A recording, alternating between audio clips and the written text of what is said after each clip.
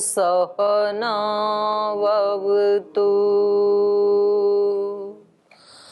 सहनौ भुनक्तु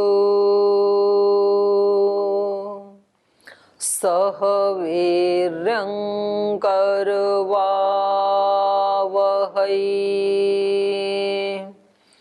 तेजस्विनावधीतमस्तु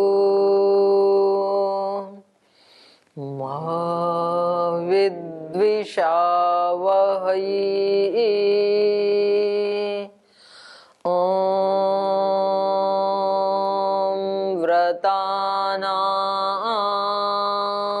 व्रतपते व्रतं चरिष्यामि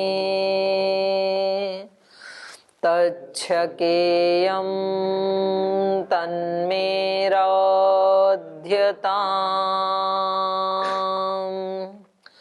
इदमहमनृतात् सत्यमुपैमि। ओम शांति शांति शांति।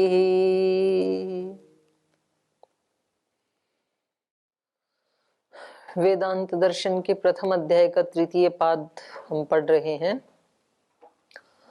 और इसमें प्रारंभ में बताया सब लोक लोकांतरों का द्यू भू आदि का आयतन परमात्मा है और उसके बाद फिर भगवान के अलग अलग नामों का वर्णन यहाँ पर चल रहा है। अक्षर नाम परमात्मा का वाचक है, भूमा परमात्मा का वाचक है, दहर शब्द, आकाश शब्द, ऐसे ही 39 नंबर सूत्र में हमने पढ़ा प्राण शब्द। प्राण शब्द भी परमात्मा का वाचक है, क्योंकि जैसे शरीर में पिंड में स्थित प्राण पूरे शरीर को चला रहा है, उसको प्रेरणा दे रहा है, गति दे रहा है, ऐसे ही ये ब्रह्मांड यदि चल रहा है तो इसको भी तो चलाने वाला कोई महाप्राण होना चाहिए ना। सृष्टि रचाने वाले कितना महान है तू, दाता दया के सागर, प्राणों का प्राण है तू। जिससे हम प्राण ले रहे हैं तो कोई तो स्रोत होना चाहिए ना, हम कहां से प्राण ले रहे हैं, तो वो ब्रह्म से ही ले रहे हैं। ब्रह्म प्राणों का भी प्राण है, तो वो सारी सृष्टि को चला रहा है। तो उस दृष्टि से देखें तो हम भी उस सृष्टि के एक पार्ट हैं, तो हमें भी वही चला रहा है। और सारी सृष्टि के जड़ और चेतन में जो उसको गति दे रहा है तो वो भी वो ही है। माने हमारे शरीर के अंदर जो प्राण है वो भी ब्रह्म ही है, और जो बाहर से जो ये प्राण प्राणित है जिससे लेकर के वो भी ब्रह्म ही है। और हमारी गति जड़ की अपेक्षा से थोड़ी ज्यादा है इसलिए दिखाई दे रही है, लेकिन बिल्कुल गतिहीन तो कोई भी जड़ नहीं है। कोई भी परमाणु इस सृष्टि का गतिहीन नहीं है। परमाणु के अंदर भी गति है, इलेक्ट्रॉन प्रोटॉन न्यूट्रॉन घूम ही रहे हैं ना उसमें भी। तो जो पर्वत आदि पत्थर आदि हैं उनमें भी गति है, पर उनमें बहुत स्लो गति है, वो दिखाई नहीं देती है। पहाड़ बढ़ते हैं मालूम है, पत्थर भी बढ़ते हैं, लेकिन हजारों वर्षों के बाद थोड़ा सा उसमें वो दिखाई देगा आपको चेंज। तो इसलिए उनको जड़ कह देते हैं, क्योंकि वो गति अत्यंत धीमी है हमारी अपेक्षा से। लेकिन पूरी सृष्टि में प्राण रूप में कंपनात यहाँ हेतु दिया, गति देने के कारण, उन सबको आगे बढ़ने की प्रेरणा देने के कारण वो ब्रह्म प्राण स्वरूप है। तो प्राण के रूप में वो ब्रह्म हर कण कण में, क्योंकि वो तो सर्वव्यापक है, तो प्राण रूप परमात्मा रहता कहाँ है? सब जगह रहता है। तो ये दिखाया इन्होंने।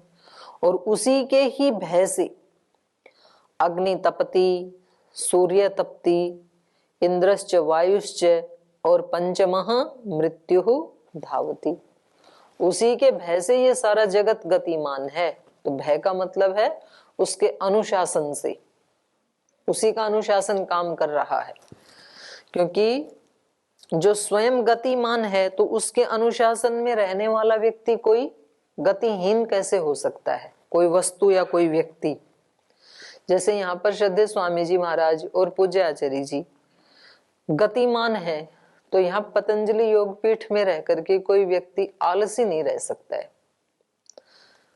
या तो वो अपने आलस्य को छोड़ेगा या तो फिर वो स्थान को छोड़ेगा, दोनों में से एक तो छोड़ना ही पड़ेगा उसको। क्योंकि जिसका मुखिया गतिमान है तो वहां का उसका अनुयायी आलसी प्रमादी रह नहीं सकता है। इसलिए यहाँ किसी के पास टाइम नहीं है। चाहे यहाँ के कोई जो कर्मयोगी हैं उनसे पूछ लो, यहाँ के विद्यार्थियों से पूछ लो, किसी से पूछ लो, किसी को टाइम नहीं है। और जो एकाधे लुक छिप के आलस्य प्रमाद करते हैं तो वो थोड़े दिन में फिर या तो वो चले जाएंगे या वो अपने आलस्य को छोड़ देंगे। तो ऐसे ही परमात्मा के भय से, ये कठोपनिषद में आया ना, तो यहाँ भय का मतलब है उसकी प्रेरणा से। परमात्मानं ज्ञात्वा अमृतत्व प्राप्तिरपि भवति, और उस गति से ही उस अमृतत्व की प्राप्ति होती है, उसको जान करके ही। अगला शब्द आ रहा है ज्योति। तो कह रहे हैं ज्योति भी परमात्मा का ही वाचक है। ज्योति के भी अनेक अर्थ हैं। ज्योति का मतलब प्रकाश, और ज्योति का मतलब प्राण, मन भी। मन के लिए भी क्या कहा, ज्योतिषाम ज्योतिरेकम तन्मे मनः शिव संकल्पमस्तु। तो ज्योति का मतलब मन भी होता है, ज्योति का मतलब प्रकाश भी होता है, ज्योति का मतलब ज्ञान भी होता है, और ज्योति का मतलब ब्रह्म है। और पहले सबसे मुख्य अर्थ ज्योति का ब्रह्म ही है। और क्योंकि ब्रह्म में ज्ञान है इसलिए ज्ञान को भी ज्योति कह देते हैं। और क्योंकि वो परमात्मा प्रकाश स्वरूप है इसलिए जो हमारा भौतिक प्रकाश है उसको भी हम ज्योति कह देते हैं। तो ये सारे शब्द जो हम आज प्रयोग करते हैं ज्योति शब्द से जिस जिस पदार्थ के लिए, वो सब ब्रह्म से ही आए हुए हैं। ब्रह्म में वो सारे गुण हैं अकेले में ही। क्योंकि परमात्मा गतिशील है और गति नहीं करता है, तो ऐसा ही अर्थ फिर मन का कर दिया, तो उसको भी ज्योति स्वरूप कह दिया। तो ये कह रहे हैं अध्यात्म ग्रंथों में या आध्यात्मिक प्रकरण में जहां ज्योति शब्द आएगा तो वो ब्रह्म का वाचक होगा। अध्यात्म ग्रंथे ज्योति ही परमात्मा अभिधीयते। अध्यात्म ग्रंथों में ज्योति परमात्मा का वाचक है। कुतः दर्शनात्, ऐसा ही देखे जाने से। साक्षात्कारणात्, दर्शनात् माने साक्षात्कारणात्। प्रापणात्, ऐसा ही प्राप्त होता है, जैसे छांदोग्य उपनिषद में एष संप्रसादो अस्मात् शरीरात् समुत्थाय परम ज्योति उपसंपद्य, पहले भी आया था ना। ये जो जीवात्मा है, संप्रसाद माने जीवात्मा, अस्मात् शरीरात् समुत्थाय, इस शरीर से निकल करके उठ करके, परम ज्योति उपसंपद्य, उस परम ज्योति से उपसंपन्न हो करके, उससे मिल करके ये अपने स्वरूप में स्थित होता है। ये जो जीवात्मा है ये पूर्ण कब होता है, उस ब्रह्म से मिलकर के। ये पहले भी आया था। और वो तो यहाँ पर ज्योति उपसंपद्य, उस ज्योति से मिलकर के, ज्योति से मिलकर के माने ब्रह्म से मिलकर के। तो जब तक ये जीवात्मा ब्रह्म से नहीं मिल लेता है, ब्रह्म का साक्षात्कार नहीं कर लेता है, तब तक ये पूर्णता को प्राप्त नहीं करता है। अत्र यत् परम ज्योतिरुच्यते तत्परम ब्रह्मैव। तो यहाँ पर जो परम ज्योति कहा है ना, तो ये परम ज्योति कौन है, ब्रह्मैव, ब्रह्म ही है, न अन्यत, कोई दूसरा नहीं है। तस्य दर्शनम साक्षात्कारः, उस ब्रह्म का दर्शन करना, उसका साक्षात्कार करना, दर्शनम माने साक्षात्कार है। प्रापणम ही विधीयते, उसके प्राप्ति का यहाँ पर विधान किया गया है। तो कहा उपसंपद्य, उपसंपद्य का मतलब है दृष्ट्वा, प्राप्य, इत्यर्थः। ऊपर आया ना ज्योति उपसंपद्य, तो उपसंपद्य शब्द को खोला, उपसंपद्य माने दृष्टवा, उस ज्योति स्वरूप ब्रह्म को देख करके मतलब प्राप्य, उसको प्राप्त करके। ज्योति ही शब्देन परमात्मा लक्ष्यते, तत्र उक्तम अपि परम ज्योति ही स उत्तमः पुरुषः। तो ये पहले भी आया था 8-12-3 का।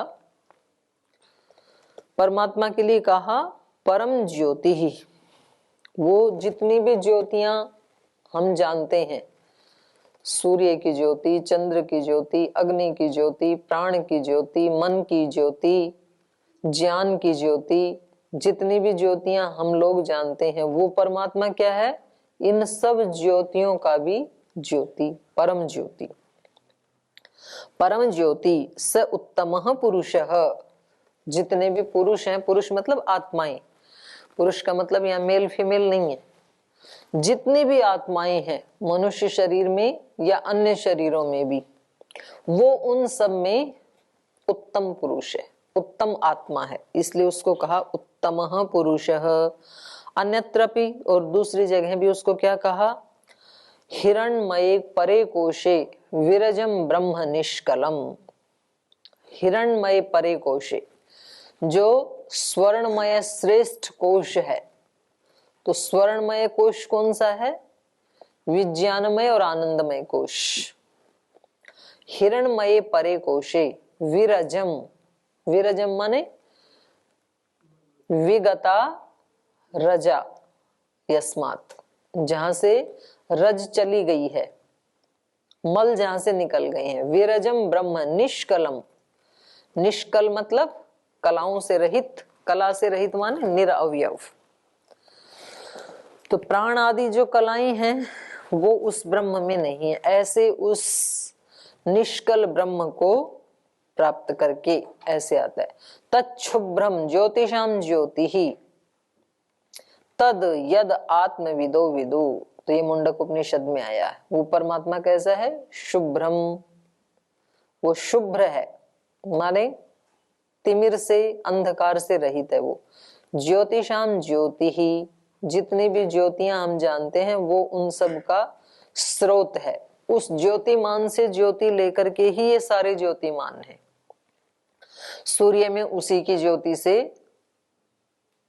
प्रकाश है, चंद्रमा में भी, अग्नि में भी, मन में भी, आत्मा में भी, ज्ञान में भी, ये सब ज्योतियां, इनका स्रोत कौन है? परमात्मा ही है। तो वह शुभ्र है। ज्योतिषाम ज्योति तद आत्मविदो विदुहु। उस ज्योति स्वरूप ब्रह्म को कौन जानते हैं? जो आत्मवेत्ता होते हैं। पहले वो अपने स्वरूप को जान लेते हैं और फिर उस ब्रह्म के स्वरूप को जान लेते हैं। तद्देवा ज्योतिषाम ज्योति आयुर्ह उपासते, आयुर्ह उपासते अमृतम। तो वो जो ज्योतिषाम ज्योति है उसको देवा, जो देव लोग हैं, वो आयुर्ह उपासते अमृतम, वो उसको आयु के रूप में उसकी उपासना करते हैं और अमर हो जाते हैं। अत्र ज्योतिषाम ज्योति ही परम ज्योति तद ब्रह्म इति प्रतिपादितम। तो ये जो मुंडक उपनिषद में भी, बृहदारण्यक में भी और पीछे छांदोग्य उपनिषद में भी आया, तो ये सब जगह जो ज्योतिषाम ज्योति आया, परम ज्योति आया, ये परम ज्योति कौन है? तद ब्रह्म इति प्रतिपादितम, वो ब्रह्म ही है, ऐसा प्रतिपादन किया गया है। तो ज्योति के बाद आकाश शब्द, ये तो पहले भी आया था प्रथम पाद में भी। आकाश शब्द भी किसका वाचक है? ब्रह्म का। आकाश शब्द दो का वाचक होता है, एक तो भौतिक आकाश का, पंचभूत वाले आकाश का वाचक होता है, और एक तो ब्रह्म का वाचक है। एक कहीं भी खाली स्थान, स्पेस जो होता है, उसको भी आकाश कहते हैं। आकाशो अर्थांतरत्वात्, अर्थांतरत्वात् नहीं, आकाशो अर्थांतरत्वादि व्यपदेशात्। हाँ, आकाश जो है अर्थांतरत्व आदि अन्य अर्थों का जो व्यवहार पाया जाता है उसके पाए जाने से, अर्थांतरत्व आदि, आदि कह दिया ना, तो और भी इसके कई अर्थ होते हैं, ऐसा व्यपदेश होने से। माने आकाश के और भी कई अर्थ होते हैं, लेकिन यहाँ पर आकाश ब्रह्म का वाचक है। अर्थांतरत्वादि व्यपदेशात आकाशः, माने अध्यात्म ग्रंथे अर्थांतरत्वादि व्यपदेशात आकाशः परमात्मा विज्ञेय, क्योंकि आकाश के और भी कई अर्थ होते हैं, इसलिए आध्यात्मिक प्रकरण में या आध्यात्मिक ग्रंथ में कहीं आकाश आए तो उसका अर्थ ब्रह्म समझना चाहिए। जैसे छांदोग्य उपनिषद में आया, आकाशो वै नाम रूपयो निर्वहिता ते यदंतरा तद ब्रह्म तद अमृतम स आत्मा। आकाशो वै नाम रूपयोर निर्वहिता, ये आकाश ही है जो नामों को और रूपों को निर्वहन करता है, माने स्पष्टीकरण करने वाला जो है वो आकाश ही है। ते यद अंतरा तद ब्रह्म तद अमृतम स आत्मा। ये ते यद अंतरा, क्योंकि वो उससे भिन्न है, नाम और रूप, अंतर मतलब भिन्न। ते यद अंतरा तद ब्रह्म, और ये नाम और रूप जिससे भिन्न है वो ब्रह्म है। तद अमृतम, और वो ब्रह्म अमृत स्वरूप है। स आत्मा, और वो परम आत्मा है। अत्र वचने अर्थांतरत्वम द्विविधम प्रतिपाद्यते, तो यहाँ पर अर्थांतरत्व है वो दो प्रकार से प्रतिपादन किया गया है। प्रथमम तो इदम, पहला तो प्रतिपादन ये है, यत अर्थानाम वस्तुनाम नाम रूपयोर निर्वहिता। पहला अर्थ यह है कि जितने भी पदार्थ हैं, जितनी भी वस्तुएं हैं, उन सब के नाम और रूपों का जो निर्वहन कर रहा है। स्वयं च सो अंतरः, अंतरः मतलब तेभ्यो अर्थेभ्यो भिन्न। जितने भी नाम हैं, जितने भी रूप हैं, उन सब का निर्वहन वो कर रहा है, लेकिन वो स्वयं उनसे अलग है।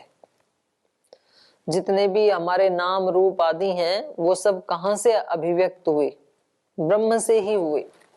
ये सारे रूप कहां से अभिव्यक्त हुए हैं? परमात्मा ने तो बनाए ये तरह तरह की सृष्टि। उसमें आता है ना नासदीय सूक्त में, कुत इयम विसृष्टि। विसृष्टि मतलब विविध प्रकार की सृष्टि। ये विसृष्टि कहां से आई?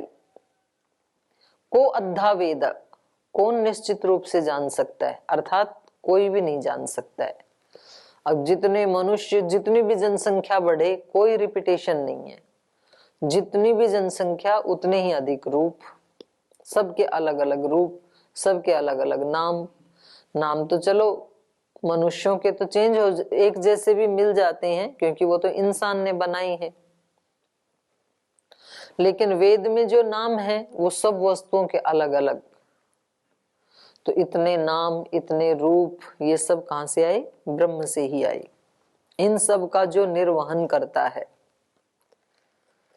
अब सोचो कि कोई एक व्यक्ति इतना महान हो कि जिसके यहाँ हर चीज की फैक्ट्री है, सब चीजें बनती हैं, तो भी कुछ ना कुछ चीजें, तो बहुत सारी चीजें तो ऐसी बच ही जाएंगी जिसको वो नहीं बना सकता है।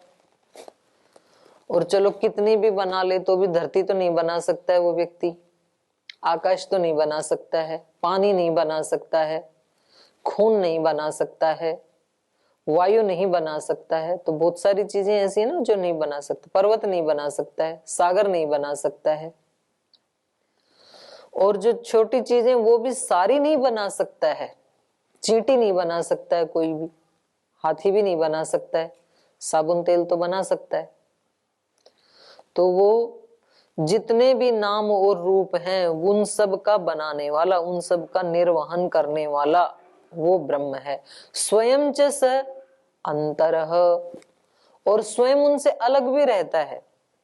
स्वयं च स अंतरः, अंतरः कोई खोला, तेभ्यः अर्थेभ्यः भिन्नः, उन पदार्थों से वो भिन्न भी है।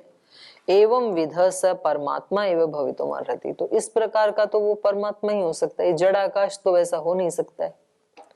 जड़ाकाश स्पेस तो दे सकता है सब नाम रूपों को, लेकिन बना तो नहीं सकता है और खुद उनसे अलग है। तो इस तरह की विशेषता तो ब्रह्म में ही घटित हो सकती है। द्वितीयम अर्थांतरम तु तस्य इदम यत्ते यद अंतरा तद ब्रह्म। और दूसरा इसका अर्थांतर क्या है? द्वितीयम अर्थांतरत्वम तस्य इदम, दूसरा अर्थांतरत्व उसका यह है कि ते यद अंतरा, यहां पर अंतरा का अर्थ है अंदर, ये सारे पदार्थ यद अंतरा जिसके अंदर हैं। अंतर शब्द के दो अर्थ होते हैं ना, अंतर मतलब भिन्न, जब प्रथमांत होगा तो भिन्न अर्थ होगा, और जब अंतर शब्द हलंत होगा तो उसका अर्थ होगा अंदर। तो यहां पर दूसरा अर्थ क्या है? ते यदंतरा, ये सारे नाम और रूप जिसके अंदर रहते हैं, तद ब्रह्म, वो ब्रह्म है। ते ये अर्थाः, अर्था माने पदार्थाः, संति, ये जो जितने भी पदार्थ हैं, ये शाम नाम रूपयो निर्वहिता स आकाश, इन सब नाम और रूपों का निर्वहन करने वाला जो आकाश है। यद अंतराः पदार्थाः तदंतरे, कह रहे हैं यद अंतरा का मतलब क्या है? पदार्थाः तदंतरे, जो पदार्थ हैं वो सब उसके अंदर हैं। तेषाम अंतरे वर्तमानम, पदार्थ उनके उसके अंदर हैं और वो पदार्थों के अंदर वर्तमान है। तेषाम अंतरे वर्तमानम यत् तद ब्रह्म विज्ञेयम, उसको ब्रह्म जानना चाहिए। तो ये अर्थांतरत्व है। अर्थांतरत्वम अर्थानाम, अर्थांतरत्व पदार्थों का अर्थांतरत्व अर्थात वस्तु नाम अंतरे स्थितत्वम, जितने पदार्थ हैं उन सब के अंदर उसका अस्तित्व स्थित है। अत्र स्पष्टते ब्रह्म धर्म, तो ये जो सारे पदार्थ जिसके अंदर रहते हैं वो तो ब्रह्म ही है, क्योंकि जो स्थूल आकाश है वो भी ब्रह्म के अंदर ही रहता है। पंचभूत भी किसके अंदर है? सारी प्रकृति भी किसके अंदर है? उसी के अंदर है। तो इससे पता चलता है कि यहाँ आकाश शब्द ब्रह्म का वाचक है, न कि स्थूल आकाश का। तस्माद आकाशो ब्रह्मैव ब्रह्मात्मन, ब्रह्मात्मा ने कोई कहा परमात्मन, परमात्मा ने कोई कहा सर्वार्थः अंतरत्वम, सब वस्तुओं में जो वर्तमानता है उसकी। वेदे अन्यत्र उपनिषद अपि वर्णितम, कह रहे हैं ये वेद में भी कहा और उपनिषदों में भी कहा। उपनिषदि अपि वर्णितम, उपनिषद में भी कहा। स ओतः प्रोतश्च विभु प्रजासु, तो ये यजुर्वेद में भी कहा और श्वेताश्वेतर उपनिषद में क्या कहा? सर्वात्मनम सर्वगतम विभुत्वात्, वही बात है।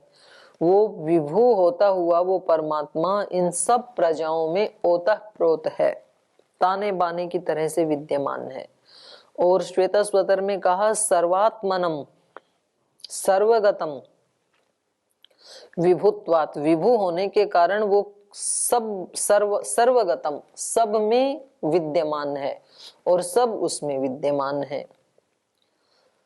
तो इस तरह से ये जो आकाश शब्द है ये इन प्रसंगों में आध्यात्मिक जो वर्णन है उनमें सब जगह ब्रह्म का ही वाचक है। आगे कहा सुषुप्त्युत्क्रांत्यो भेदेन, सुषुप्ति और उत्क्रांति के भेद से भी ये पता चलता है कि परमात्मा जीव से भिन्न है, क्योंकि जीवात्मा की तो ये गति है ना, सुषुप्ति, जागृत अवस्था, स्वप्न अवस्था, तो ये उत्क्रांति से दोनों ले लिए जाएंगे और सुषुप्ति तीसरी अवस्था। तो ऐसी ब्रह्म की अवस्थाएं तो होती नहीं है। सुषुप्त उत्क्रांत्यो भेदेन, सुषुप्ति गाढ़ निद्रा, उत्क्रांति उत्क्रमणम, उत्क्रमणम माने शरीरात पृथक भवनम, शरीर से अलग होना, तयोर भेदेन व्यपदेशात, तो उन दोनों के भेद का व्यपदेश होने से, सुषुप्ति उत्क्रांतिश्च उभे जीवे प्रतिपाद्येते, सुषुप्ति और उत्क्रांति ये दोनों तो जीव के लिए प्रतिपादित की गई हैं।